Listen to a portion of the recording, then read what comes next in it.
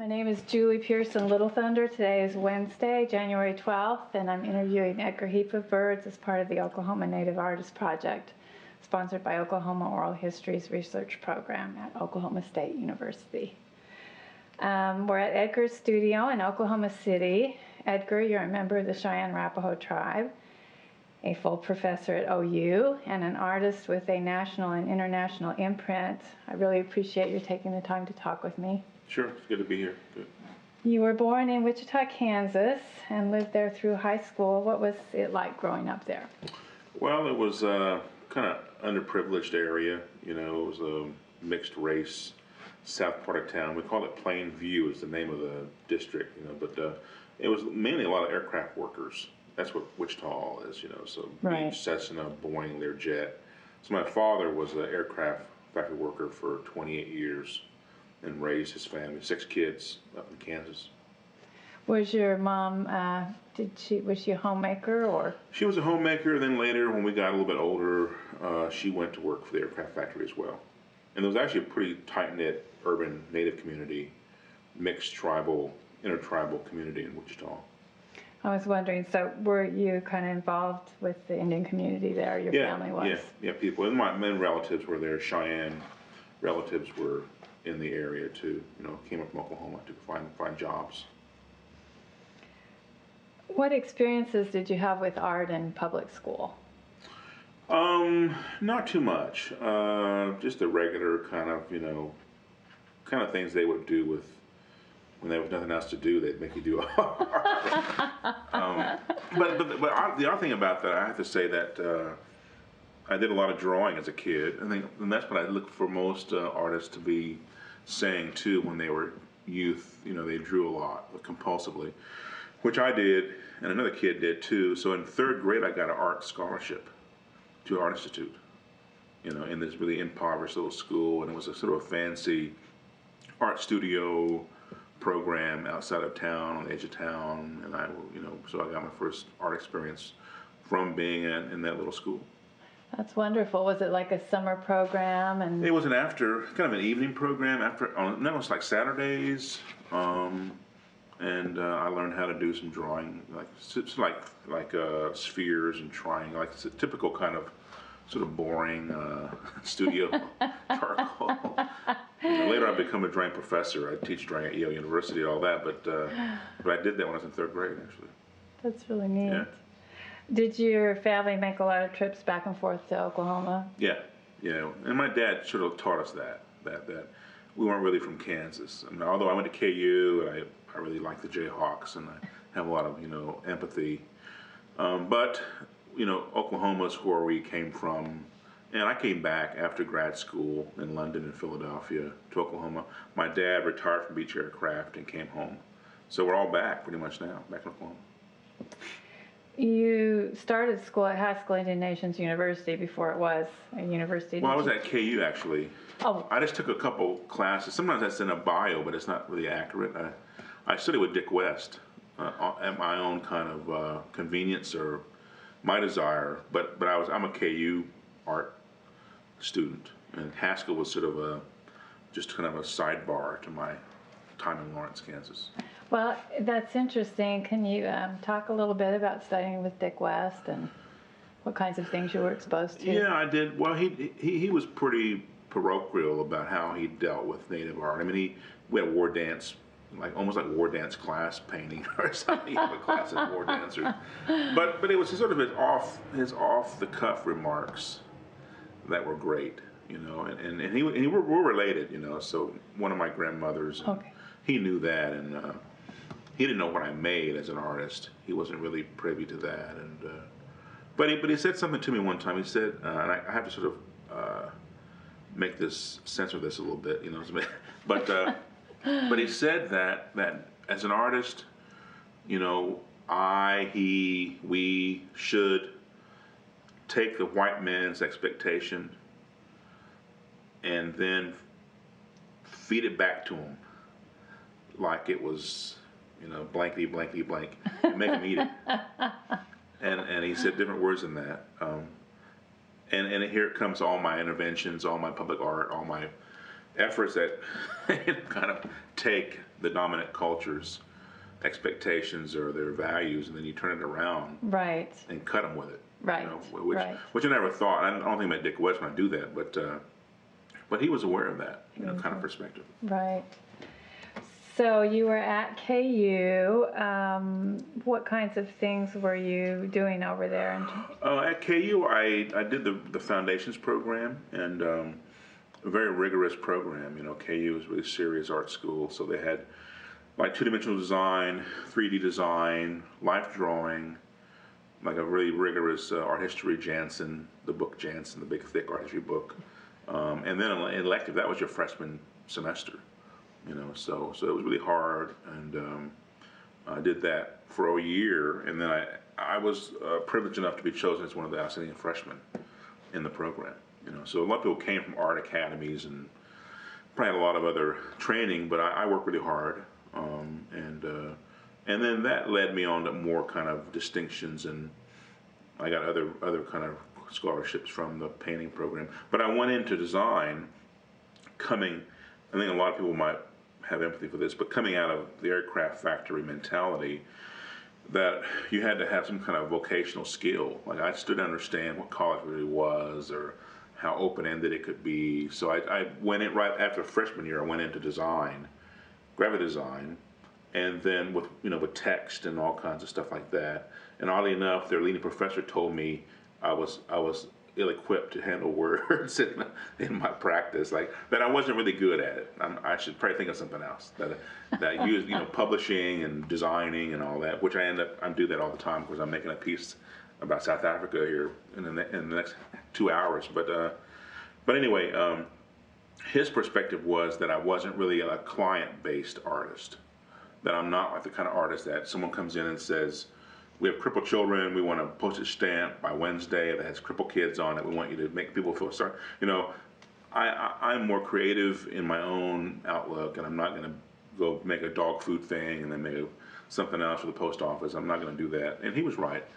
So I went into painting, and did painting all throughout KU, and then became one of the main painting students that they had, and went to London after that, and went to California before that, and followed these really very, very brilliant painters at KU. We had about maybe 10, which is amazing. We had 10 painting professors who came from Yale, Berkeley, Seattle, Illinois, RISD, Rhode Island. So I was taught by really leading painters of the world, of the day, and they taught me where they came from, and then I ended up going to all those places. I mean, I've taught at Yale, I taught at RISD, Rhode Island School of Design. I went to school in London, Royal College of Art. So all these places that sort of showed me, I was able to go forward and execute on that. Were you doing pretty much abstract work? Was that your focus back then? Yeah, I was doing abstract painting, and then also some installations, sort of tactile with fabric and rope, and still based though on a premise of beauty and design, but three-dimensional kind of pieces. Yeah, you definitely got a global head start by pursuing graduate studies at the Royal College of Art in London, among your other places. What was that experience like? Well, that was a great experience. It was very challenging, and again, it was like Howard Hodgkin was a professor there. Howard Hodgkin, he has a piece, I don't know if it's still up, it's at the Met, and I saw it at the Met the other day when I was in New York City. So Howard is like art history. Francis Bacon lived down the road in Chelsea, so it's that kind of place. David Hockney went to school where I went to school, so the Royal College of Art is really one of the leading colleges in the world for painting, and Peter de Francia was the chair. He lives part of the year in France and in London, but he gave me a scholarship just to go look around Europe. He was a great guy. He said, Edgar, you need to go to Europe. So he gave me some money, and he gave me an itinerary of his most favorite place to see in Europe, and gave me some money, and I took off. Where did you go? I went to, the first trip, I took a boat to Amsterdam, and then saw the Van Gogh Museum, in Amsterdam, went to Harlem and Frans Hals Museum, and looked at stuff in Northern Europe, went across to Rubens' house in Antwerp, Then in Paris, and then see all the things in Paris, and come back to London, and that was my circuit. And then the next time, took a train to Rome through the Swiss Alps and go to the Vatican, go to the Sistine Chapel, go to Florence, go along Pisa back to the Riviera, along to Monaco, and hang out in Nice and see the Picasso Museum and Biort and the Leger Museum. Then come back to Paris and and do all that kind of stuff. And I still have his note he gave me, and he's a major figure in art, and he showed me where to go, and I followed his directions. And I had a big show, of course, with the National Museum of American Indian in Venice. So we were in Italy. Right. We go to Italy a lot. But anyway, all those times, and it's just continued to grow. And my son's been to Italy with me and all over in Paris and stuff too. So we continue that same legacy today. What a great art education too. How did was that your first time out of the country? Yeah, it was, yeah. So it was a big shock. From Wichita, Kansas to London, England, just knocked me out. I couldn't hardly stand it. I was, covered with soot. I was covered with black dust from the buses and the coal being fired and all the furnaces and stoves. So, and I hated it for about 3 months. I couldn't take the busyness and the noise. And then, of course, in 4 or 5 months, I loved it, and I wanted to move to New York City after that, being in Paris and stuff. And that's why I went to school in Philadelphia, because it was actually close to New York. And at Temple University. At Temple, yeah, Tyler School of Art. And I applied to Yale and to RISD and to Tyler. And I got rejected from both the other places. And then I got accepted to Tyler. And in an odd kind of poetic way, I've been professors at both the other places. It worked out. And I say it cost them a lot more money to have me come Yes. the other way around. Yes. So I visited all the other places and taught there. When and where did you first begin showing your artwork for sale? Gallery-wise, I've had more museum exhibits. I think I'm more focused on that. I still don't really sell much work. I work on my own kind of level, my own kind of desire, and I don't make much for anyone's purchasing. I mean, if they want to buy it, I really like them to buy everything they can buy, but I don't really do that. So my first museum show, I was 26 years old, and it was a museum in Philadelphia. So I was still on the East Coast and was showing in New York a bit in an artist-run gallery space and a museum exhibit. So I've kind of done that, and I continue to do that. Oddly enough, 20 years later, I'm still showing in museums and artist-run galleries, and very few commercial galleries. Was it sort of scary in a way to be having your first museum show? Do you remember how you felt about it? Yeah, I was very bad in the sense of being more egotistical as a youth, and you think you had to sell everything. I should get a gallery show, and I should be on fire. And they said, "Well, no, you're not. Actually, you're not very important." And nothing happened. I mean, I got my work out, and then I got an understanding of what I was doing, but I've continued just to work in that same manner. So I mean, it started me out as a way to handle space too in a museum, like to handle the actual space rather than exhibit just the painting or drawing on a wall. But I tend to kind of overcome the actual environment with my work and create a sensibility. So that was a beginning. And I also did some historical curating too with the University of Pennsylvania. It was an ethnographic museum, so I was able to show all my contemporary work, and then I had a satellite exhibit in an adjoining space from the museum collection of their antiquity from the prairies. So they had a huge anthropological kind of museum space. So I took all the work out of there from Cheyenne-Arapaho history and put it along with my show. So we had both. Oh, neat. Yeah. You were pretty prominent on the New York art scene in the 1980s. Can you talk a little bit about some of the work you did there? Well, the main thing, I guess, was a piece of Times Square. Mm-hmm. It's called Interlanguage, my first public art piece at this particular billboard. And at that time, I was really very privileged to be working with Keith Haring. Keith Haring had a piece there, major artists, David Hammonds, Barbara Kruger, Jenny Holzer, all these people that have become art historical figures, and we were all young in the 80s. And so that was my first kind of splash into the art scene. And Lucy Lepard was on the committee to choose me, and she's a major critic, book author on contemporary art, and she actually wrote, and I was able to pick the artists for my Venice Biennale project. I mean, the curators and the writers in a sense. So I actually chose her to write for the book. So she's in a book that I have now. She wrote a major essay. So we still are friendly and whatnot. Since '82. So it was great. And I still go back to New York a lot. I still work in New York. I really enjoy the atmosphere and the work there. And I sent a lot of students there from OU as a painting professor for like 14 years. I have about 3 or 4 professional artists living in New York City who are my painting students. So I still channel, or I did more when I was in painting, but I channel students from here to New York.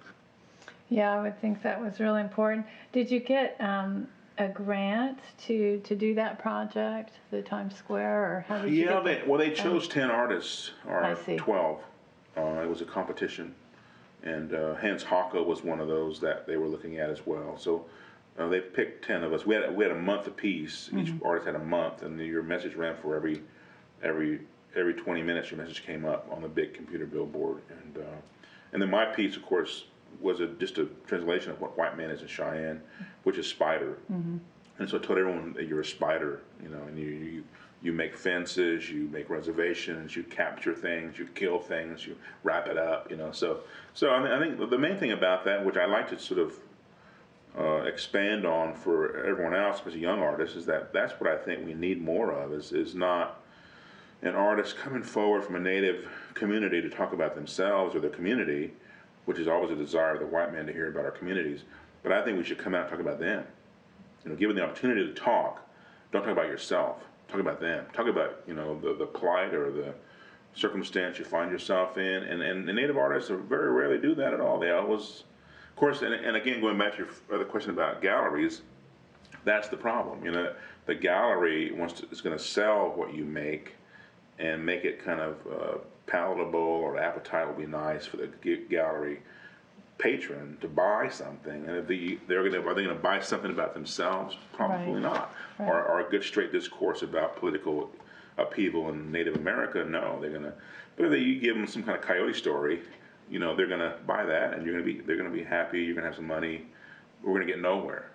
So anyway, I did that in Times Square, and I actually I had a very much upset stomach for like 3 weeks. I couldn't eat. Because I had written that whole piece about white man's a spider, and I sent it to New York, and I was going to go to New York and make it on the computer, and then they had censored Hans Hocke before me. So Hans Hocke is really a major political artist, and he does a lot of very hard-edged stuff. So they kicked him out of the program, and so I was coming, and I knew I wasn't going to change my thing, and so I had this kind of internal medical problem. Sure. And the moment I saw my thing on the billboard, I got, more like Woody Allen, I was fine after I wasn't on TV. But I don't do that anymore. But I'm fine with challenges like that. But again, that was a beginning to actually kind of go back to what Dick West said, to put it in their face and make them eat it, and say something about them from our perspective. And so I have to keep doing that in all my work.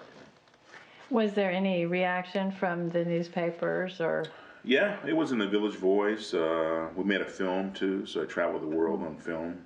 It was on an international video festival, and it keeps being played. It's in books and so on, and there's art history. And I had one project in Hartford, Connecticut, where a curator picked me up at a major museum and told me at the airport that I was his thesis question for his MA. If he didn't know me, he would have flunked, And he said, "Man, I'm glad I knew who you were, because I wouldn't have gotten my master's degree." And so the Times Square piece was part of that time, So that's kind of good. That's a real compliment to your impact. Yeah.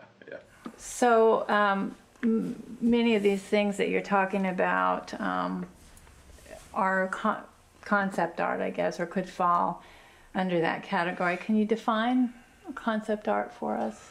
Well, conceptual art.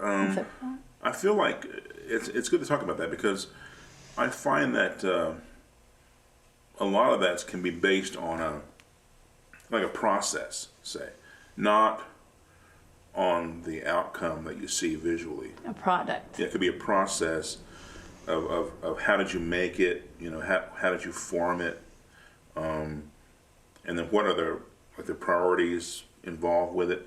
And what's interesting for me, maybe everyone else should know this too, certainly, is that given all these years that I have, maybe we'll get to that later, but I'll toss it out now. But I've got like 20 years in our ceremonial learning, so I'm an instructor, and I'm in the middle of all these Cheyenne ceremonial ways for the last 20 plus years, and all those things. That's why I live in Oklahoma, and all those things are about process. See, they're not about the outcome. They're not about the outcome of Native art has been a white man's design. You see something, it's narrative, it has a story, and so on.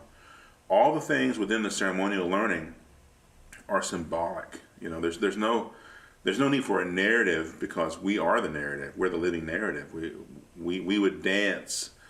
There wouldn't be a picture of us dancing in the dance. Why would they make a painting of us dancing in the dance? Like, we're gonna just dance, or there's gonna be a song, a prayer.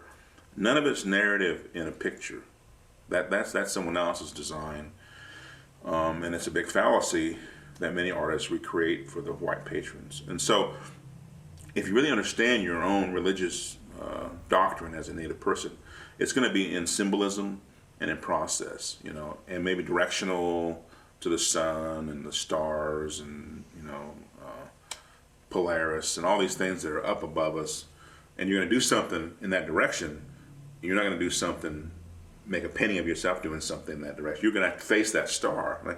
And so the process and the issue of conceptual art is Indian. It is at the basis of all of our religious practice. The symbolism and the priorities involved, not necessarily the visual outcome of it, but so I've learned that over the years, and just it's been great with my art practice, because I continue to make like a sense of a memorial. Say, like I did a big project in Venice, Italy, for Buffalo Bill's warriors who died all over Europe, and I made a memorial because I came to Italy for the Venice Biennale. They came to Venice also in the 1890s to give a Wild West show, and they were mistreated and they died all over. They're buried all over Europe. And so when I would come to Europe, what should I make? I should make a memorial. I shouldn't make a piece about myself or my tribe. I should make something about the tribes that were lost there. And just that kind of mentality of making the memorial song first. Like when you have a dance, what's the first song? Memorial song. You don't have a dance for me. It'd be a dance for me or my son going to college or whatever. Then I have a song first, and have the memorial song first to honor all those that have passed on. Then a little bit later, they're going to get to you, And so that kind of prioritizing is what I think is best, but it's traditional, So that's what I do with my art practice. Did you hook up with very many Indian artists back east, or has that been a bigger part of your life in Oklahoma? And I'm talking about conceptual or yeah, I did. Well, there was a gallery. The American Indian Community House had a gallery, which is a Native American Social Service Center in New York City, and they had their own gallery, which was very provocative gallery, good gallery, and they put it in Soho. When Leo Costelli had his gallery on West Broadway, and all those people. So it was in the right area, and we showed there. Peter Jameson was the director. He's a Seneca man. He lives on his reservation in upstate New York. He's a ceremonial leader up there now. He left the city maybe 20 years ago as well. But yeah, we had a lot of good kind of community things happening. And then also just artists that were not Native. And certainly that was a big part of my career, has been not to be. I mean, I have a lot of friends, and I work in the Native art world somewhat, but I don't want to call it being ghettoized, but it's just not. You don't want to limit yourself to that. I mean, you have all kinds of colleagues globally in Native art, or Santa Fe, or the Indian market, or even stuff in Oklahoma. Just not very good. I mean, it's not, quality's very low, but the main thing is that the expectation is toward the white patron in a particular kind of way, and so that's very limited. So I don't really tend to work in that vein too much. When did you end up back in Oklahoma, and when did you decide you when did you begin teaching at OU? Well, I came back to Oklahoma in 82 or 83, I think. And I came back to find out more about the ceremonial life. I was kind of on this very high trajectory in the art world. And I was actually had a piece in a show in Soho, in Tribeca. And I took my Volkswagen bus and drove to New York City and got my piece off the wall. And they said, "Why are you insane?" Like, I was in the Soho Weekly News, and like, when are you moving to town? I was in Philly, 90 miles away. When are you moving, to downtown? I said, "I'm moving to Oklahoma." They, "We'll never hear from you again. You're an idiot. You're insane. You're taking your piece to Oklahoma." And I still have it sitting over here in the back of my studio right now. But I needed to know more about the ceremonial life, and I had a lot of questions, and I was misinformed, uneducated about that. I had a MFA, studied in London and all around, but didn't really know about that. And so I thought I had to find out. And so I moved to my great-grandmother's house on Gary, on this canyon, west of Gary by Yellow Hair Hall. Didn't have a road or a bathroom or electricity, and lived out there and built a road, built electricity, built an outhouse, and plumbing later on, 10 years later, and shot with my shotgun and had a garden. Had an old car that broke the muffler off every time I drove down the Humpy Road. That was my life for about 12 years. And then at the end of that 12 years, OU called me up one day. And I was doing, for 10 years, I did artist in residence programs all over the state. That's how I, made my money and got to work with children, which I still do today. And I really like that a lot. So I just made it work out. I did the impossible in a sense. I made a studio out there too, made all my work out there. The Times Square piece came from out there. I went to New York City to Times Square from that canyon out there, west of Gary. And then OU called one day, and I was doing a project with Jimmy Durham in Northern Ireland. And I was set to go to London on this project. And then they called me and said, "Will you come be a professor?" And it turned out this guy who's a professor ahead of me at OU got a Hollywood contract to write TV for like $200,000 or something, like right now. And he called home and said, "I'm not coming back to OU." And they said, "Well, you said put it in writing. We heard you do that before, but you came back." And he did. And then they called me and said, "Well, I want to give you his professorship and hire you." I didn't ask for no job. I didn't go down there and talk, wasn't looking for that. But I said, "When?" He said, "Well, in 2 weeks." And it's like, I can't do that. I got to go to Northern Ireland. I got to go to Belfast, I go to London. He said, "Will you go? And we give you 2 assistants to work your classes, come back." And I said, "Where do I sign?" So I came down there and got a real job in health insurance. And my first son, in my family, I had to pay a monthly payment to the doctor to get him delivered. I had no health insurance. It was a very scary thing to do with the family. So anyway, that was great, and that was 23 years ago. And I'm still professor at OU. They were lucky, and they wanted you too. That's wonderful. Yeah. Can you talk about the Apartheid Oklahoma project that you did in 1989, the title and how it came about? Yeah, that was about actually looking at Native history in Oklahoma and linking it to apartheid in South Africa. It was before Mandela was released and stuff. And so I made billboards about Oklahoma running over Indian nations. And they have this, certainly everyone knows they have a celebration every year to commemorate taking away Indian territory, which is appalling.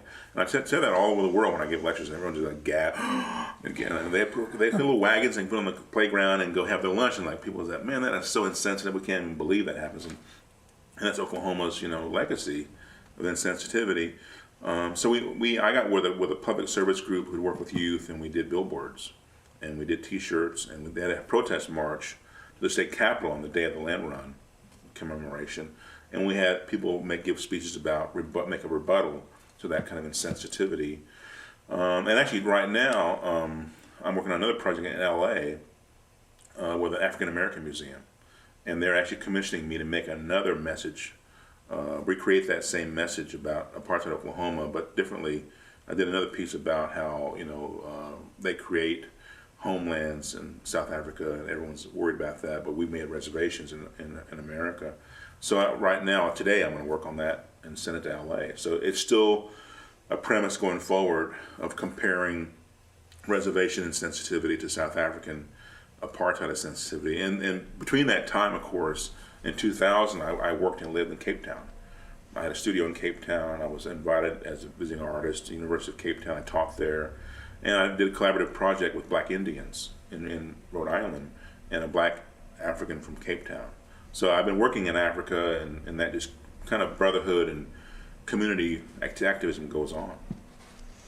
Yeah, I think, that apartheid Oklahoma gave voice to a lot of Indian people who always try to question the celebratory nature, of Oklahoma statehood or offer a counter story, but they don't get a chance to be heard. The media tool that you use, the billboard, of course, not as widely seen probably as a TV ad or something, but did you get a response from the mainstream media on your project? Yeah, sure. Was it discussed and noticed? Yeah, and usually you have to be, my position is, over the years, you have to be inflammatory to become noticed. You can't just be courteous and nice, So I do that almost instinctively. I do things that are inflammatory to the dominant culture, and then they get so pissed off about it, they publish it. It becomes and then part it's of visible. Yeah, they make it visible. Then it's heard. Right, and it's not, my billboard is a tiny little thing, and it's not meant to sort of see that and think of something. Almost my intent is to see that, get mad as the newspaper person, put it in the newspaper, and see that's when I'm actually executing the pieces in the newspaper or on television news programs or something.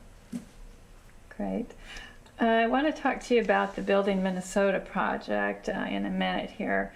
But in terms of the apartheid Oklahoma or any other kind of installation art, how important is it to you that they know who the author of the work is? Do you ever sign an installation, or is that? My name is on it if they want to kind of give credit to something, like if they want to get mad at me or something, they can. but no, it's not really important at all. And often I don't put my name anywhere, and people think, wow, this has no worth, But it's not really about me. It's not a cult of personality. It's about just delivering the message. Well, and I think it's more potentially subversive almost if they don't know who the author is, because then it's like. Yeah, well, that's a wonderful point, because then there can be presumption that the authorities made it, which is wonderful. So that they might think that Oklahoma made that, the governor made that, Right. And so I think that's what I wanted to do. Usually is to be anonymous and think that the authorities have pronounced this provocative thing. What about the medicine wheel installation at the entrance of the Denver Art Museum? Can you describe that? Yeah, that one had a different kind of focus, because that is the Fort Laramie Treaty territory, so that was our first treaty that we lost with the U.S. government, and it goes back to when we did migrate between the North and the South. So, and so there's a lot more. Into Colorado. Colorado and Wyoming and Nebraska. So it has a lot more of like my tribal kind of affiliation on my sleeve there, certainly. I mean, and I don't do that very often, but that one had to be about our ceremonial understanding. Where we actually spin it toward the summer solstice sunrise. We got 2 trees tilted 10 degrees to vector that sunrise. So we GPS'd it. We did all this stuff to link it up with all of the universe. So me and my wife, I tease my wife about it. It's like, well, here's my nomenclature, the Big Dipper. It's like, well, that's pretty outstanding nomenclature to have, all the universe. And so if you want to take issue with it, go talk to the Big Dipper about it. He's got something to say to you. So that's how that is. It's like, it's not just a sculpture. It's like really like our ceremonial, lodge in a symbolic manner, the tree and the months of the year and the moons and all those things are, and of course it's autobiographical, from prehistory of Anasazi to Pueblo to Dene to then when we got involved in that area, which much later in 1800s, and then how we traveled with the massacres from Wichita and Sand Creek and Medicine Lodge Treaty and all that stuff that happened to us. And then my father being raised in a tent on Turtle Creek, east of Clinton, Oklahoma, chopping ice off the coffee pot in the morning, like that lifestyle, me, professor at OU, and all the things that I've done in just 50 short years to travel that far, and him being a worker, and so education is paramount on the last tree, all the advanced degrees you can earn and so on. So it's kind of autobiographical, but what it hasn't done, it hasn't spoken about the regression, which as I get older, I'm getting more and more kind of bitter about things going much worse for Indians. I think that it's worse and worse and worse. We're not getting any better, and I've seen people in my nation and family, and it's like you sort of head toward a sort of peak, but then it kind of goes and crashes again. So while I can't say in reality that my sculpture's really true, because it's really optimistic in coming out of the massacre and finding your ceremonial life and going through Fort Marion and all these things. Okay, here we are at Denver Art Museum, $500,000 sculpture, but no, it's not all good. Things are really bad for Indians, and abusive behavior, but going back to Sand Creek and going back to Wichita, when they take away your leadership, when they murder your children, put your leadership in prison, what are they going to do? How are they going to recover from that? Even 50 short years, 100 short years, and we haven't recovered from that. Dysfunction is huge, So Right. I wish that I'm looking at newer projects which will try to articulate some of that, because my Denver sculpture has kind of been, and it's good to show children. Well, you learn your education, learn your tribal heritage, and come and be yourself. I want to give them that optimistic note, but I want them to know also that there's also a chance you may fall back down the hill again. Right. Let's talk about the project Building Minnesota. Can you explain how that came about and what it consisted of? Yeah, that was in Minneapolis, Minnesota, and it was part of a touring show I put together of my work. It's called Claim Your Color, and the Walker is one of the major art museums in the world, and they brought my show to their museum, and then they asked me to present it in the gallery in the big museum. But they also said, if you want to, you do a public piece too.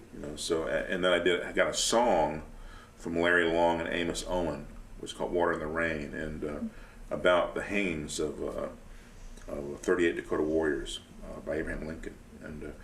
And then and of course, it's like your tears when you cry from that is like water in the rain. It just flushes away those. You can't overcome that. And so I had to make a piece about that. So Abraham Lincoln, during the Civil War, executed 38 Dakota warriors. After Lincoln was assassinated, Andrew Johnson killed 2 more, hung 2 more at Fort Snelling. The other 38 were hung at Mankato, Minnesota. And so I made 40 panels about chest high, and giving the native name of every warrior that was executed, and then Abraham Lincoln at the bottom, that he was responsible for it, and put them along the Mississippi River where the granaries were, where the grain, gold medal, and Pillsbury granaries are.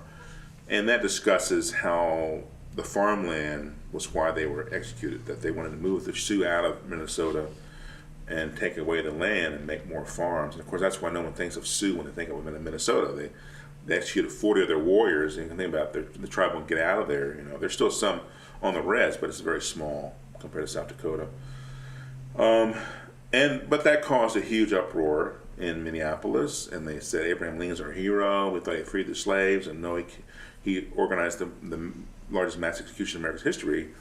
And they called me the new Charles Manson. They said I was a hate monger to bring forward his name in such a way. But I didn't say, you so-and-so, so-and-so. I just said what he did. And I found the letter he wrote to send the names forward, So, again, America hides those things so well.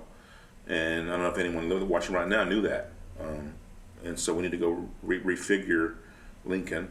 But if you didn't know that Lincoln killed 38 warriors, what else don't you know? That's my point there. It's like, whoa, that's scary. If you don't know that he's authorized the largest mass execution then and since. No one's done that since. And he's known as this, we have a President's Day. He's on the money. He's on the $5 bill, I guess. He's on the money. So that's just horrible. And so I had to say something. And the community really embraced it. They came and blessed it. And people brought feathers and bundles from sweat lodges and tied them on it. And it was something that had to be addressed. I'm not saying it was healed, but it was a beginning to actually engage it. Yeah, and in addition to honoring the executed warriors and naming their executioners, you're honoring an environment that literally doesn't exist anymore. Like you said, the fish, the animals, the birds, the water, everything that was there is also gone. How important is landscape in communicating the message of your installations? Oh, it's really important. I think it begins with the land. And when I write, even when I traveled, when I was in Africa, I went to Zimbabwe first. I went to see the most ancient cave art I could find, in the world. It was in Matopo's Hills in Bulawayo, and I went to Great Zimbabwe 2 or 3 times. So I was in Botswana with these elephants swimming, and so I go to the Great Barrier Reef when I go to Australia. I work with Aboriginal artists, but I go to the Great Barrier Reef and swim and snorkel with all the fish. I'm always compelled to go back to the beginning, which is the spirits of the nature, I think, before we kind of got it all fouled up in many ways with human politics and so on. So I think it's really important, and the paintings behind me are in progress, and they're called Nuf, the Nuf, which is number 4, but they go back to the trees on the reservation by Gary, the juniper trees that I watched for 10 years, and then the fish I saw on the Great Barrier Reef, or when I snorkeled in St. Croix, or in Thailand with my son. So I still go back and paint these remembrances, and they've created a whole dialogue with me, with nature, and I've been doing it for 20 years. It started on the canyon out there in Gary, and I still do that kind of work. So it kind of goes in and out of my political discourse, but also in my visual art painting discourse. Nature's always at the center. You've already addressed in some ways how travel has impacted your work. What about teaching abroad, like in South Africa? How is that kind of a cultural experience different from, going into a place for a few days or a week? Well, when you teach internationally, and even when you travel internationally, I feel what it's really about is making an exchange. It's not so much to go there and deliver something or to extract something. I think as a citizen of the world, you really go forward to a trade. So I take my ideas and my teaching, and then I seek to get something back from the students or from the place. And I've done collaborative projects in South Africa and Australia, and I've been working in Asia. I was in China, just a few months ago, in Beijing and Shanghai, Can you talk about that? Yeah. And what I do too, the paintings have taken me into some printmaking processes that deal with cloth and fabric. And I was in Java, Indonesia, doing some work with some students, and then I got involved with batik, and I did some printing in Philadelphia and also in Korea. So I make my own silk scarves too, but I collect fabric that's printed from indigenous cultures, and I make clothes out of it. I design clothes too, So when I was in China, I went to a site that makes the indigo fabric. It's a little canal village outside of Shanghai, and I collected fabric from the artist there, and I'm making clothes out of that fabric right now. So it's original blue indigo plant, which actually was a medicine plant in a tribal way. They used it to heal people, but it can also be, you can wear it, So a lot of the clothing I have, that I teach in when I go to teach or when I dress up or whatever, is all from these trips. So I have a whole series in my wardrobe of all these indigenous fabrics. So I really enjoy supporting the artists that make the fabric, and then I enjoy designing it and wearing it, and having that exchange with where I've been and giving them what I have, and then back and forth. It's a kind of exchange project. That's really neat. In 2007, you did the installation for that international art exhibition in Venice, and you called your installation "Most Serene Republics." Can you talk a bit about the title, the nature of the project? You've referred to it a bit already, but yeah, I do a lot of research, and I think you have to do that as an artist. You can't just be based on your own emotions and desire. You have to go find out what was there before you came, So when they asked me to come to Venice, and I want to back up a bit because when I went there initially I've never been to Venice. I've been to Florence and Rome when I was in London. But my wife, Shanna Heap of Birds, is an art critic and art historian, and she's also a Navajo person. And so she was asked by the Smithsonian to write an essay about international affiliations in the arts, and she was asked to attend a conference in Venice, Italy. And so I just went along as her partner. I was Mr. Shanna Heap of Birds, so I went along. And it was great, and she did her writing, and I kind of just hung out and listened to the speakers. But I knew a lot of people. I knew a lot of people already. But so it was actually her initiative that got me to Venice. It wasn't mine and my fame or whatever. And I went along with her, and I learned a lot. And then the year later, the same group asked me to come represent, the USA and represent Native America in the Venice Biennale. And I made 2 other trips to do research before we actually made the piece. So we were in Italy, in Venice, meeting the mayor's professor, the mayor's architect, going to the airport and going through security and looking at spaces at Marco Polo International Airport and all these things, going to see the first place called a ghetto, which is a term in Italian that refers to making cannon.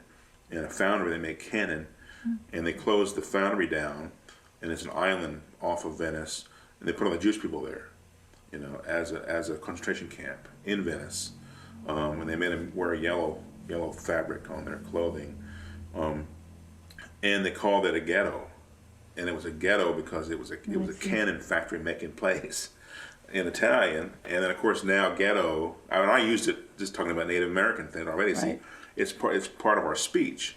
So I find those kind of things out. I mean, wow, I didn't know ghetto came from this little place on an island where they put Jewish people where they make cannon. And I made a panel about that. I made a piece and put it up by Napoleon's Garden in Venice. So most Serene republics is actually their title for themselves. If you look back in history, the Venetians are pretty pompous. Well, it's pretty understandable. You go to Venice, it's like overblown. Elton John lives there. It's like it's overblown thing about sort of white man's palace or whatever. The Basilica, St. Marco, Plaza, all these things that are there. The Catholic Church and all that. So anyway, they said they were such a good society. They were such a good, hospitable, friendly, elite society. They were the most serene republic, they say. You go back. And then I found that, of course, they were what I call the Halliburton of the Crusades.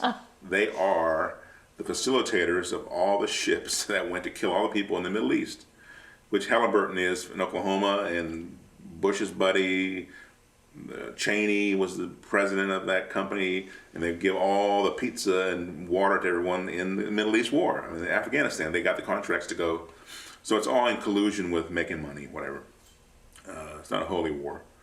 So I found that they actually did all that. They actually went forward, and actually there was a town called Zora, where the Venetian ships and the big money people said, well, we're into this crusade thing you guys are doing, but we want to get paid first before you, what's going to happen to you when you go to Constantinople. And they said, can you go to Zora and rip them off and take all their stuff and bring them back the money? And they did. They went to Zora, and they went, killed all those people, brought the stuff back, and paid the benefactors that run Venice.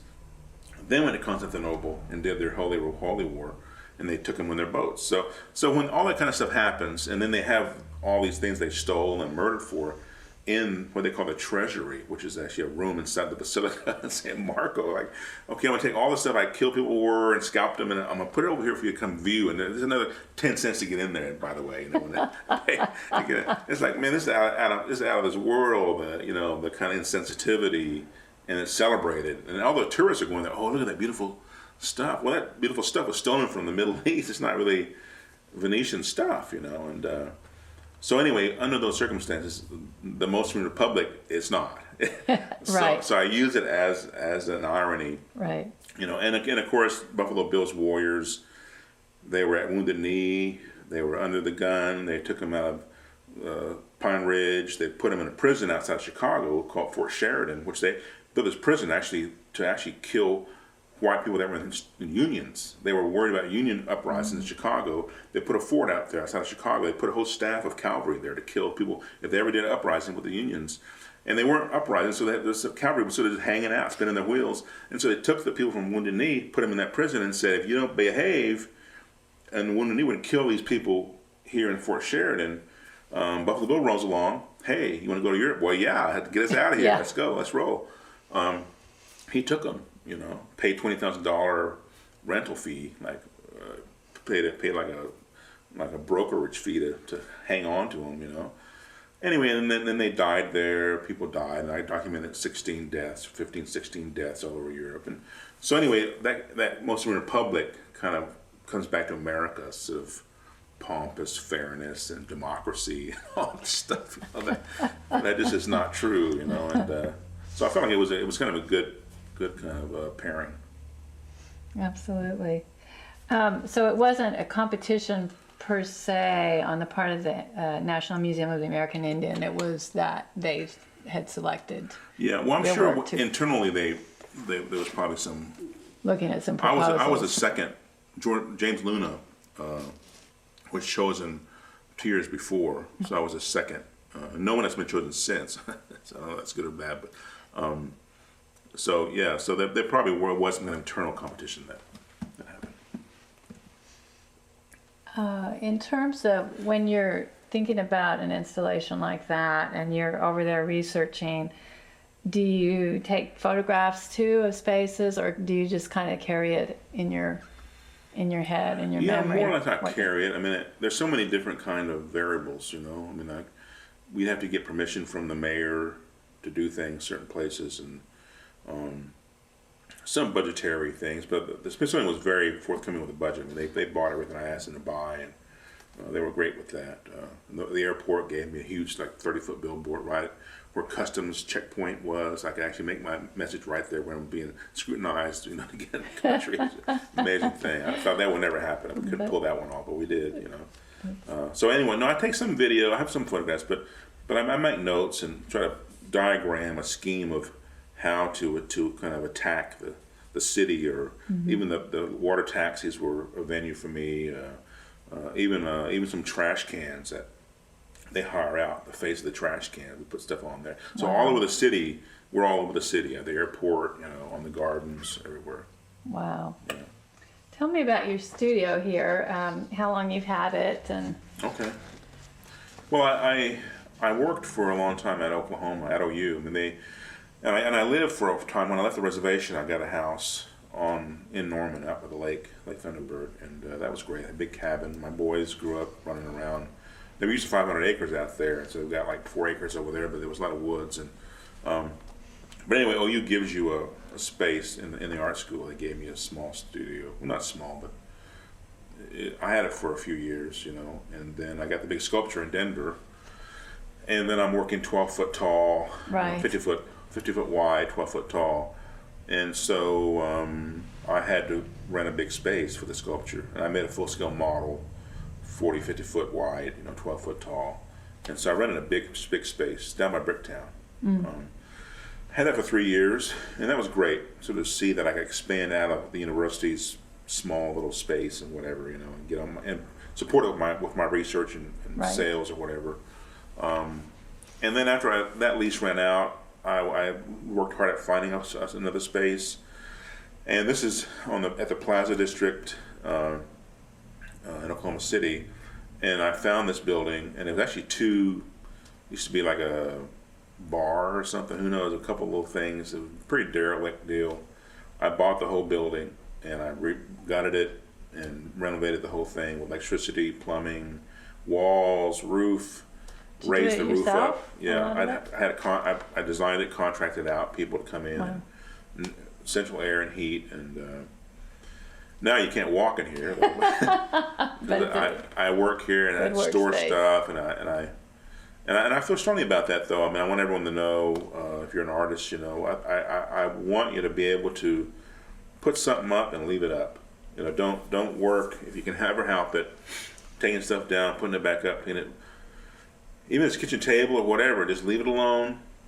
Walk in there. So I've got all these words written here. I've got 100 words. There are going to be some prints I'm doing in Santa Fe in April. They've been up here for 2 years. These paintings I've been going for maybe like 6 months, and I get here for maybe like 2 hours every couple of days. Honestly, I don't work a lot. I have a family, so all my evenings are with my family. So when I do come here, I'm pretty intense on getting some things done, and they're just waiting for me. This building waits for me. It's locked up, alarm system, bars on the door. But I unlock it, walk in here within maybe a couple hours, and listen to sports radio, have my sandwich. I'll be painting. I'm going to paint for a couple hours, knock off, go back home. So it's really a good kind of marriage of lifestyle and having a building. And I own it. It's paid for. Insurance is high. But it's my building, and so it's great. The people who know anything about Indian history usually have heard of the Sand Creek Massacre. And at that Sand Creek National Historic Site, as you know, for a lot of years now, there have been some discussions and some action to allow CNA tribal members a little more input into the site, et cetera. I was wondering if anyone had ever talked to you about being involved.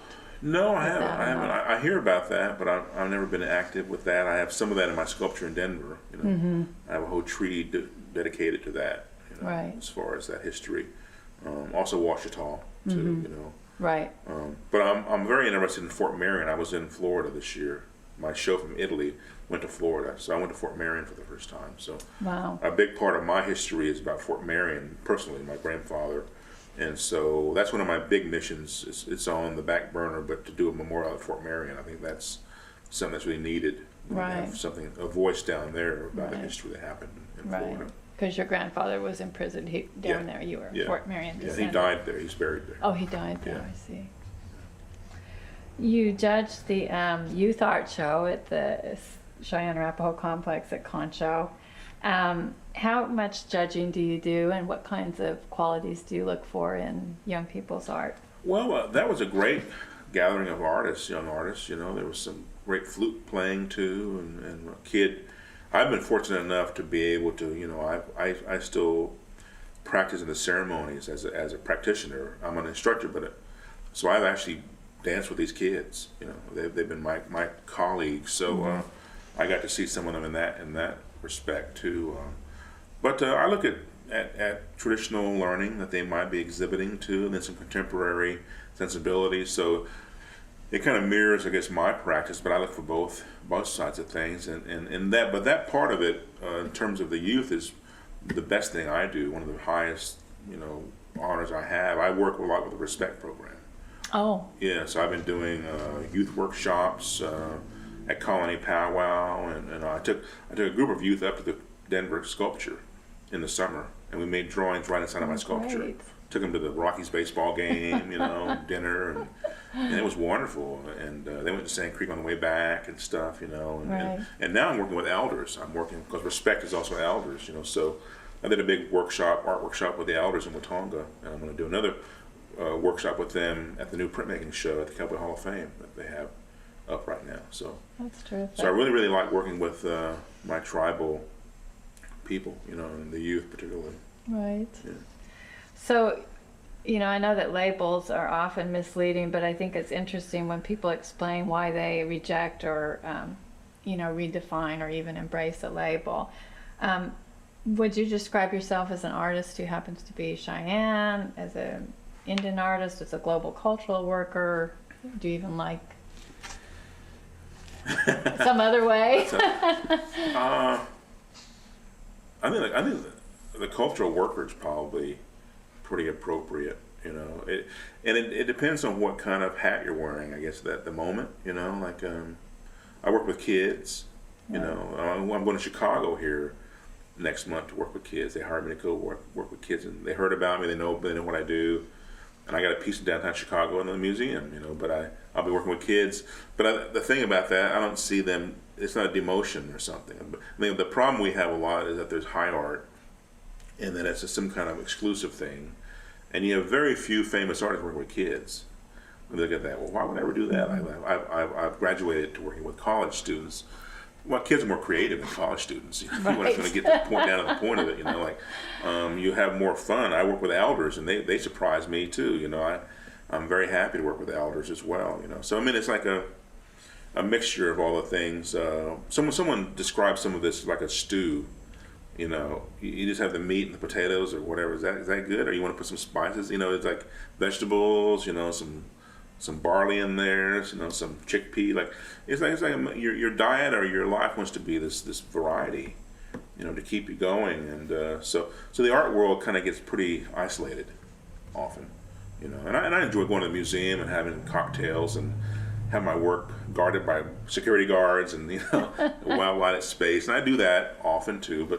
But I think I have more fun working with the elders and the kids than the youth do.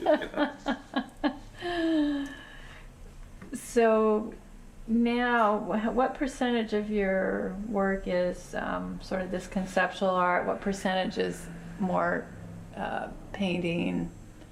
Or does it just depend? Oh, a big part of it's public art, I guess. I'll do a lot of public. I'm doing a piece in the Virgin Islands and the Caribbean. I'm doing a small piece about the tribes that were lost with Columbus, like a pre-Columbus, and that's been overlooked a great deal. Where you talk about Caribbean, people think, well, Bob Marley made that place. Like you think it's not a black place at all. No, but your amnesia made it a black place, and so we're going to go. My wife and I are going to go down there and lecture at the University of Virgin Islands in St. Croix, and I'm going to make some sign panels to remember the tribes that came before. And so that's a good way to kind of open up the discussion. Like the public art, I always call it a puncture. It punctures the barrier. It doesn't remove the barrier, but it makes a puncture. And then I might come there and lecture. My wife might talk about some other artists in New Mexico, Arizona. We might have an exhibition. We might meet some other artists. Edgar, what is your creative process, sort of from the time you get an idea? I guess a big part of it is to find the synchronicity. Like you have an idea, you have an impulse or desire, but even with all these words I'm working on, I mean, I wait for an intersection of something else. So sort of the initial impulse, but then it can be historical. It can be based on politics or human rights or love, but it's just like my own life, and then something intersecting with it, and then making something out of that. So I kind of, I think most artists have I know people that write books or movies have a notebook, and they're like always attaching things. Like they're watching, they're like a sponge, they're soaking up things, and they log them in. I think almost all creative people, even if musicians, right, they're logging in stuff.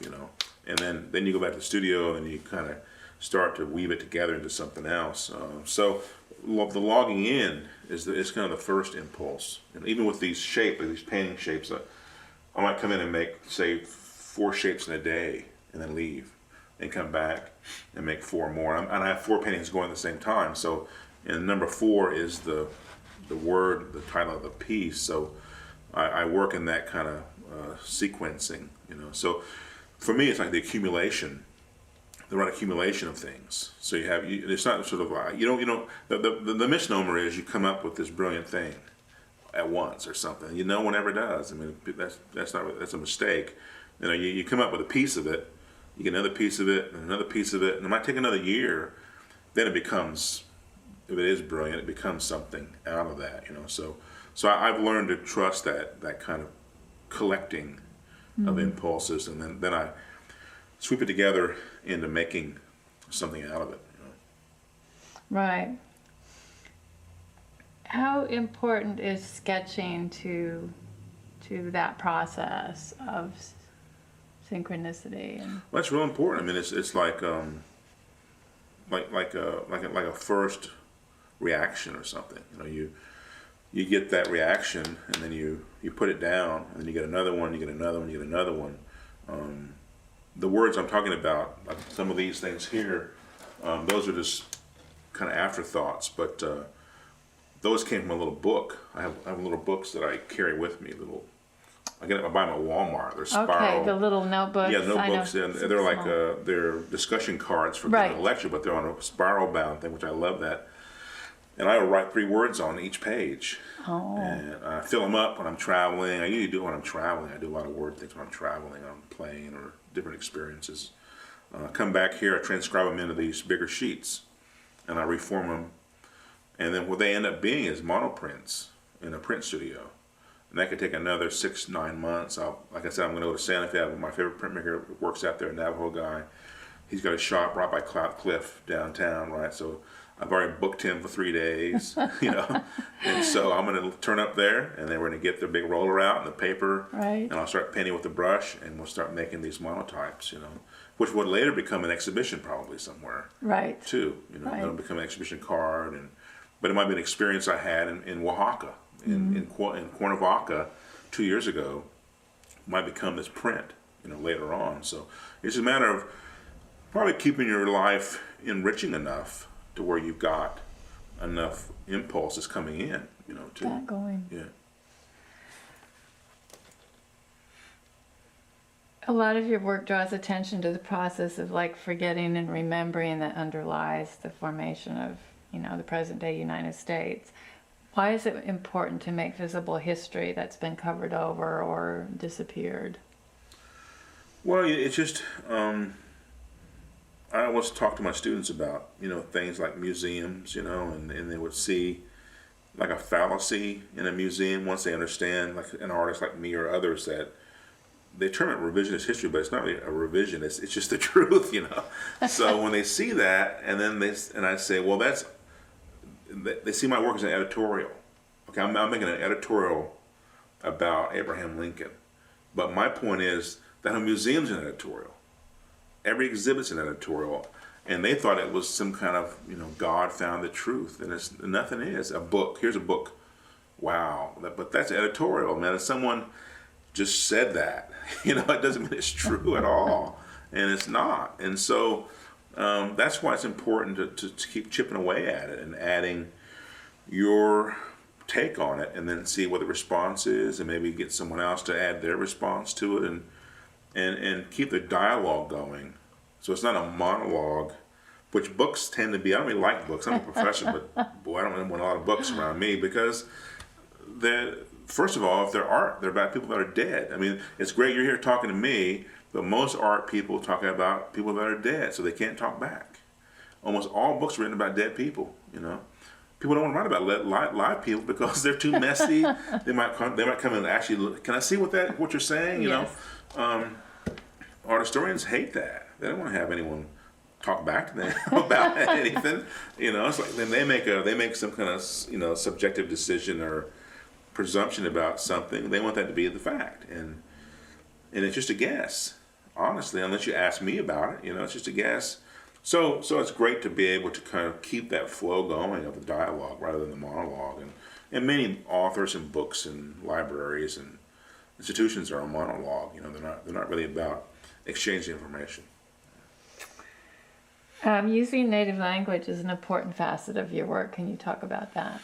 Yeah, I mean, that's part of kind of that reclamation too of using the language that you've, you know, had in your culture. But part of it too, for me, is just a way to actually get to cozy up to the language. You know, you don't have an opportunity to use it often.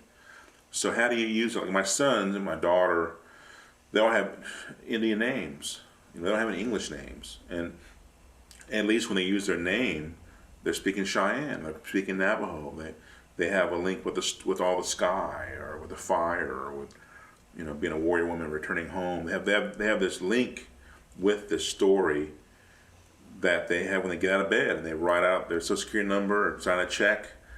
At least, you know, there's a way to use it and be pragmatic about it. And so, with my art, it's a way for me to learn about the language, and because I don't know it, I don't speak it every day, and I need a way to actually engage that linkage. But then also it's a way, even not within my own, like I spoke Italian in Italy in my work. So it's a way to give credence to where you are and to honor where you are.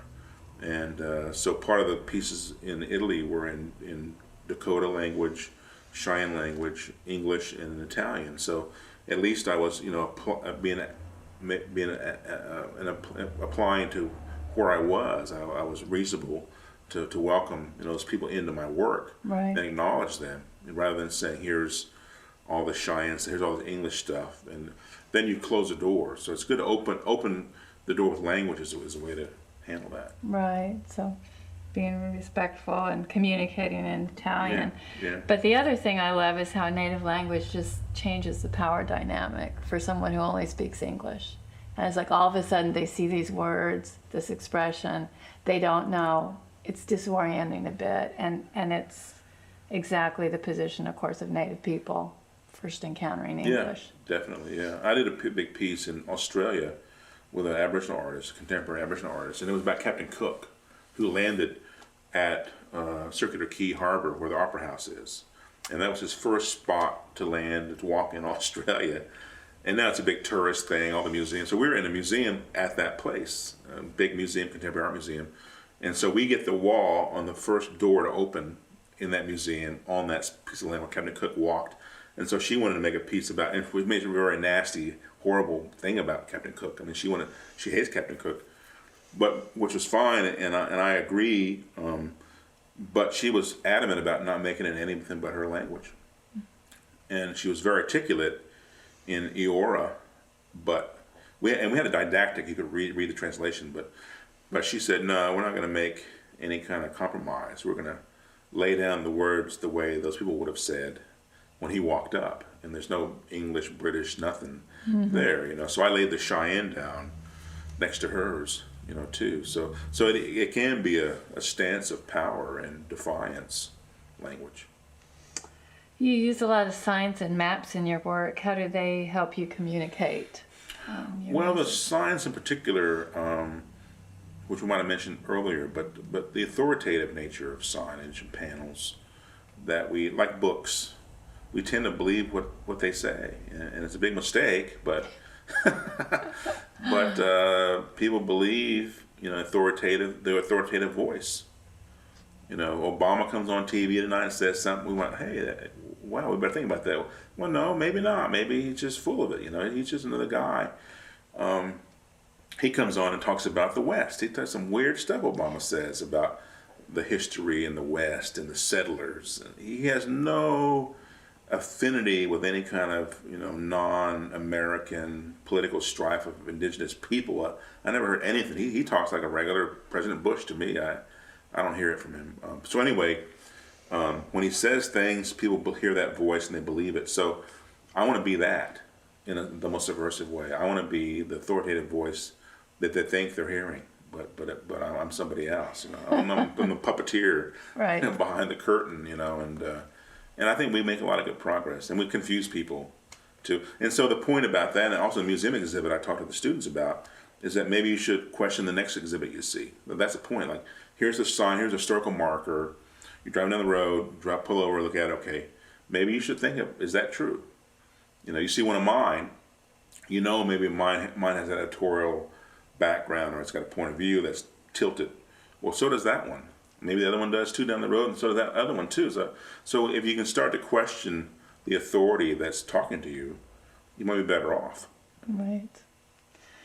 A lot of your work's been devoted also to the concerns and values and beliefs of, just indigenous people around the globe. And the U.S. is finally getting behind some of the UN resolutions to protect and, culture, languages, arts, land bases of indigenous people. Do you think the shift not only comes from maybe a shift in administration, but also from the work that artists have been doing, indigenous artists? I think it can help. I think, particularly if you have a political hard edge to what you're saying, I think that's because often it takes, like books and things, take so much time and so much money to be behind them to get the idea out. But an artist can have an idea today and make it tomorrow or make it tonight, So we're pretty quick and very effective I was in China the other day, and I was in Beijing, and I gave an address to the University of Beijing. But I have recalled I did a piece in '89 about Tiananmen Square, had a show of it in Hong Kong, and I pulled that out. We actually had it sent on the internet all the way to China the day of my lecture, and it came through my computer like 10 minutes before my lecture. What's going to happen? But it's a very simple piece, and it's about a 4-foot print, and it just says, "Don't believe Miss Liberty. Don't believe Miss Liberty." And so I was at Tiananmen Square, looking at where they killed these kids, where the tanks pulled out, but also where they pulled out that Statue of Liberty that they made. They call it Goddess of Liberty. And they said, "Here's our future." It's like, and I told the students, I said, "Remember, the Statue of Liberty has her back to all the Indians. It faces to welcome everybody in New York Harbor. Its back is to all the Indians, So if you bring that to me, I don't trust her. I don't want to talk to her. She's welcome everyone to come to Indian lands. Our lands are open to you. Well, not that the Indians are not open. No one asked us about that. See, so here the Chinese students are being idealistic and saying we want that, and I'm thinking, do you? Right. Do you really want that? Right. And look what's happened now. I mean, China is like Champs-Élysées, Maserati, Ferrari cars, and mini skirts and iPods, and it's humming. Man, I was just shocked. It's more modern than New York City, man. It's way off the charts. It's like going, and then the pollution is just high too in the industrial zones. So it's got this very weird thing happening with the U.S. economy regulating our air, and then we buy all the stuff that's fouled up air in China and bring it to Walmart. We use it, and we tell them you should clean your air up, and we're buying all the dirt for me to wear this shirt. Like the hypocrisy is just out of this world. When you go see the places and see where it comes from, so America has all kinds of problems with the money part of it that drives all these other economies, and then plus we're all broke. We're borrowing money from China. We have no money. We're buying all our capital from China because they're making all the Walmart junk. So it's just the economy stuff is. I'm thinking about that a lot. The dollar and parity with economies and land and so on. So the artists can cut right to the chase, and I can say, "Don't believe Miss Liberty." I'm in China. That's what I told them. And I went to Shanghai and said the same thing. Right. Before you get on that boat, see where that boat's been. See how it's treated. They have like 1,000 ethnic minorities in very little parts of China. There's tens of thousands. They're all over China. Indians that have special laws and special languages and special. You can actually have children in those cultures. You can have one child in China. Those ethnic minorities aren't China. They're reservations. They can have 10 kids. See. They have their own rights, they have their own laws, but everyone in China has to go and have one kid, have an abortion, they'll kill the other kids. So it's like, wow, that's amazing. And so how can you have sensitivity enough to handle all that? And what do they care? What do they think about that? The regular Chinese society, when they can have all these children, they can't have, like America. The discrepancy is huge. So it'll be interesting to see what happens in China. Yeah. In the years to come. Sounds like some fruitful artwork possibilities too. Yeah. So you've done a lot. You're doing a lot of work with Cheyenne-Arapaho tribal members. Do you feel like your work is as accessible or well known as it should be in CNA country? No. I think it takes that kind of hands-on stuff to get it that way. And what I've been surprised about is how receptive everybody is. They're like really, really interested, and really not resistant. Well, it's the way I teach about it. I teach it like here it is, and like when I do a workshop with elders, say, I give them all sweetgrass and deer tails, and I come in, okay, here's the art deal, here's this and that, but here's what you really need. Here's what you really need. And when we get done, here's like 50 deer tails, and I bought them myself. Here's 30 hanks of sweetgrass. Yeah. And we're like working, and like these dudes are like, hey man, are the sweetgrass ready? No. And they're like ceremonial. I know who they are. They're instructors. They want their stuff. Yes. So I mean, in that way, I come on like I am a real person in their society and their learning, and so then when I do something else, well, yeah, that's just what Edgar does. So yeah. That's a good, Yeah. that's a great approach.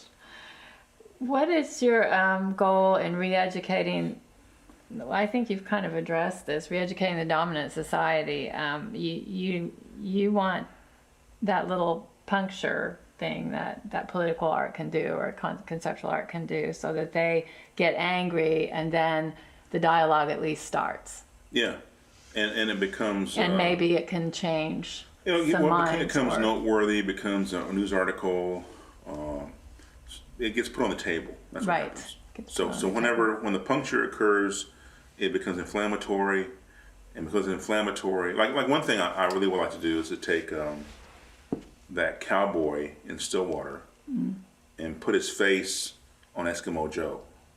That's my next project. You know, like Eskimo Joe is a horrible thing, and the Cowboys, they had to get together, you know, and see who didn't like what. I mean, I think what you need to do is take their things and mess with their things. Like, don't worry about your stuff. Like, our stuff's fine. Go get in their junk and stir that stuff up, you know, and then think, ooh, I don't like someone messing with my. Well, we don't want anyone messing with our stuff either. Like, how does it feel, you know? So that's something that needs to actually happen, and then raise awareness. Yes. From that perspective. Looking back on your career, what do you think what was the pivotal point for you? You sort of could have gone down one road, but you... Well, the Times Square piece, and then coming back to Oklahoma. Probably I could have been in a New York artist all day long and lived with all my colleagues, you know, and taught in art school, but I came back and learned about the ceremonies and lived in that canyon, and I still went back and taught in the art schools, and I still go to New York, and I'm known in New York. I'm doing a lot of work in LA right now. I'm doing a lot of work in California. I have like 3 projects going on in California right now, you know, but I live in Oklahoma. Sometimes I come to town, people say, how long you lived here? And I never lived in New York. They think I live downtown somewhere, you know, but I'm not. I never did. I've been living here since 1982. You know, and people think I live somewhere else, but I'm in Australia quite a lot, Africa, I'm in Asia, but you can make this work, and I think you have to get out. That's the thing, you know. In these paintings I'm working on now, I'm thinking of doing some seasons, maybe, you know, like, I mean, it's number 4, there's 4 seasons, and so I limit myself to blues that could be about the spring and the green. And I could do another series that could be the reds of the fall. I could do another series with white. But I was at the Metropolitan Museum of Art like a couple years ago, and I go there a lot when I go to town. And I saw Monet painted the Seine one day in a snowstorm. And it's the most beautiful painting. And I sat and looked at that for like 20 minutes, and it's all white. Wow. It's just white. And I'm like, this man painted a white painting with white, you know, with different colors of white. And it's just astounding to see that pulled off, you know, and I want to make a white painting, you know, and make a series of white paintings about this, like this ice and snow today, like, you know, so those kind of things, you know, I enjoy, you know, pursuing that, but again, that's like, I gotta go to New York City to see that Monet. I can't sit here in Oklahoma. I mean, Monet comes once in a while, but you gotta move around, you know, and I think you can stay here with the expenses of this building I bought is super cheap on the market of the world, or my house is too. I mean, all these things, Oklahoma is a very inexpensive place to live, and with the money you save, you should get on the road and go see what's going on around the world and come back and work on your studio practice, you know, and share it with people in your community. What has been one of the highlights of your career? Highlights of my career? Well, there's been a lot of things that have happened. I suppose being able to take your family with you, and it's something I'm committed to. I took my sons all over to Africa, to Australia, to my younger boy and I went to Thailand together, snorkeled off Koh Samui together, you know, and my daughter, she's 20 months old, she's already been to LA twice, New York City, Cancun twice, you know, Chichen Itza. We're going to go to Virgin Islands here in a couple of months, and in Arizona, back and forth to the Navajo Reservation. But I think if you can, you know, certainly be with your community or your own personal family part of it, and then move. And it's not easy, and I don't have a good time. I'm kind of wigged out. I took my daughter to New York. I had to carry her up and down the stairs of the subway all weekend. I got tired and didn't enjoy that. but we were together in Times Square, rolling around, laughing, and we got a movie we made together. And my mom and dad came to the inauguration of my sculpture in Denver. We drove up there together. Great. You know, and they're there, and they're on the video I made together. You know, so probably having that privilege to share that with your family, and then keeping you together and growing together that way is probably the highlight of it all. How about one of the low points? Low points. Well, being an artist in the contemporary world is about travel. One of my buddies, who's really famous, he's out in Napa Valley, professor in San Francisco, he said, we interviewed him for my class this semester, one of my students interviewed him, and they said, what about being a famous artist? And he said, well, that's like living in hotels and airplanes. And I don't want to do that, he said. Although he just got back from Sweden. He's like giving a disclaimer, but he does, he's not out like I am, you know. And that's true. I think today, to be an internationally known artist and to be practicing in the world is kind of your template, your palette is the world. You have to be having a lot of jet miles. I have a lot of miles on American Airlines. I'm a gold member.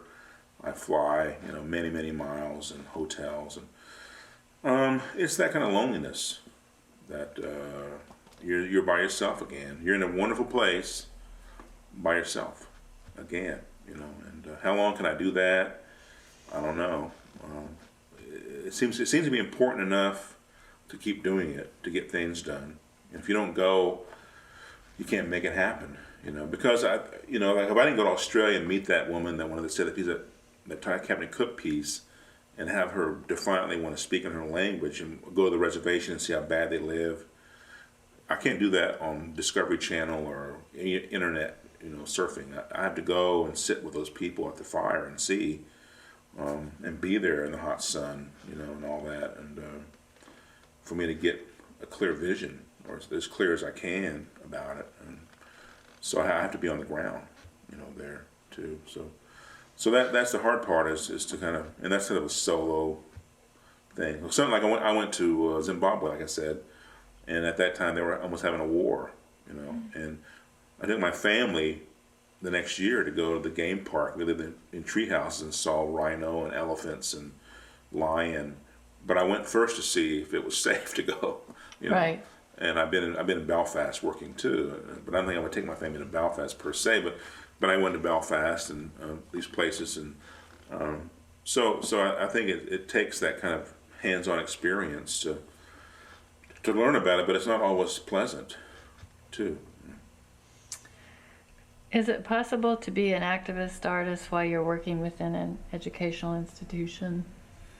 I think so. But I've learned something pretty curious for people to hear. But I found that you're actually better off outside of the art school paradigm, you know, rubric. That's more conservative, oddly enough. And the arts and sciences is more free than the art.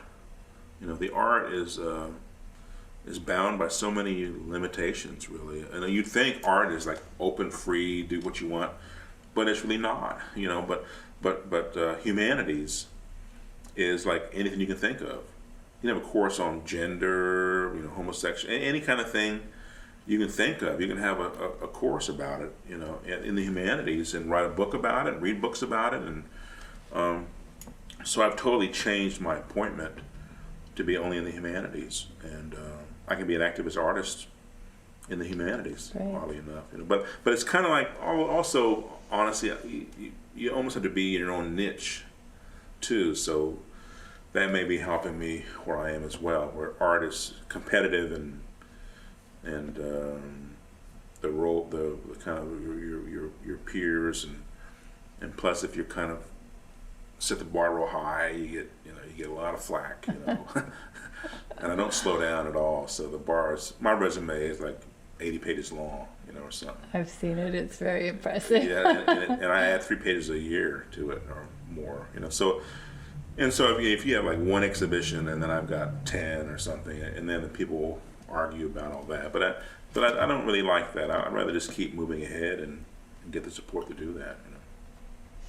Is there anything you'd like to add or we've forgotten to mention before we take a look at your work? Just that the community is really important, and the youth is really important, and the elders, and kind of making your own priorities about what's important to your own people locally. I think that's the real challenge, and not even the university has their own agenda, and they look at all my activism on the reservation. They say, yeah, but we're going to do. Is that what you're really supposed to be doing?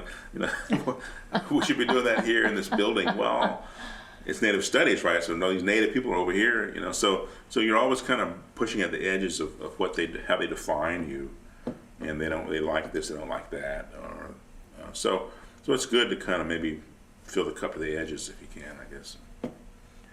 All right. Well, let's take a look at some of your work. All right. Okay. Let's start with this piece. Okay, we're looking at the Noof series paintings, and the main thing to consider here is that they're in progress, so they're gonna fill up, and you'll probably see one a little bit later. Maybe that's done, but these are probably like maybe 1/3 finished, and they're all shapes that came out of the juniper trees from the reservation west of Gary in my 10 years living out there, kind of as a symbol. This kind of sketchy kind of Barbie type tree, and then later it became a image from the fish and the Great Barrier Reef fish, and then later they've sort of got fused together as this sort of pattern moving across, like maybe a bank of clouds blowing by or something. And I'm going to go back to the Virgin Islands in March and swim some more with the fish and kind of renew my time there again with the tropical fish. So there are 4 in the Noof, just to do something 4 times in Cheyenne language. So there's 4 paintings I do each time, and they get as big as 10 feet. These are some small ones. Wow. I'm working on. You want to talk about this? Yeah, these are, I guess at one point they were called wall lyrics, and they're 3-word phrases that go together, like touch, hard, watch is one, wired tree, rings is another. And they're chosen in some ways because of sound, but then also they're autobiographical kind of sketches from an incident that might have happened to me. Sometimes they're actually also combinations of 2 or 3 actions. What I do with them is that I notate them, as I said, in those small little booklet, and then I bring them back here and I make these. These are all vellum. I like this vellum paper. It's vellum paper and marker. And then there's another step later where I take 2 sheets and make 1 message, and then I create a monotype in printmaking, with color and kind of a very kind of haphazard printmaking process, kind of open printmaking process. So they're probably the epitome of a personal message, a personal transcription of something happening, and they're also in a code. So I've developed a code to write in, so no one really knows exactly what I'm talking about, unless you were there or something. And so it's a game I play, with myself and the viewer, and so it's a very kind of perverse game where you make this very personal, coded, secret message, and then you show it publicly. Right. It becomes a public. The cards, it'll be in a newspaper, it'll be exhibited in museums, and you got this kind of perverse kind of secret about it, And it's very much, I'm very into it. I've been doing it for 10 years, but on one level, people look at it and say, well, that's interesting in terms of your political art. That's kind of clear and this cutting edge thing, or your paintings are beautiful, lyrical, and then these are sort of sexy, creepy kind of secret things. And yeah, that's true. And so, you kind of have to be all kinds of people to be yourself. You can't be one, and that also flies in the face of another archetype that's wrong. Is that there's a masterwork, there's one image, there's one kind of style artists create. And they're forced to do that, but I don't accept it myself. But then no one wants to buy my work because they don't understand. They can't what do I buy? The words, the paintings, the public art. I don't know what. I'm confused as a collector, so I won't buy anything. Well, yeah, I understand that. But this what it tends to do for me is that the real frontier, in a sense, is that what describes you. Art should describe the artist. That's what it does. It's not for sale or this or that. And so when you get all this stuff together, it kind of tends to describe me, I think, pretty good. What's also interesting too is that, like you said, then everybody else brings their own associations with it, and then the context in which they see it becomes part of the whole thing. And yeah, sure. Yeah. And I really like that too. I mean, that's what everything should be like, so that everyone brings their own interpretation to whatever it is we make. Right. And here's the card book. This is Oh. one from China. It says China, so these are all things that came from China, So that was in Beijing and Shanghai. So this is one of the full-scale models for Wheel, the sculpture in Denver, and it's a tree I made that actually at the top it says free, and that's Leonard Peltier's ID number at Leavenworth Penitentiary. So it's talking about free the sun. And many magpies is my Cheyenne name, Heap of Birds. So those are magpies, which were actually drawn in Fort Marion Prison. And then I enlarged them. A warrior made those drawings of magpie birds. And then it shows the tribes of 2000, and one side of the tree shows the population growth. And on the other side, the opposing side was a smaller.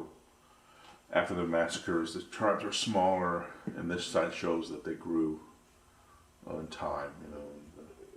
So I made full-scale models, and then we traced off of them to make the porcelain and steel prints on the sculpture in Denver.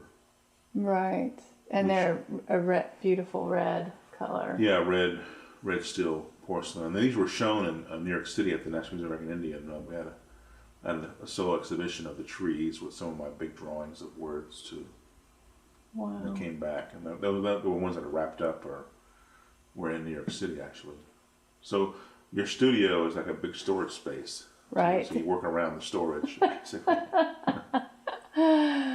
Great. Well, thank you very much for your time, Edgar. I look forward to all the other artists too and seeing their interviews as well.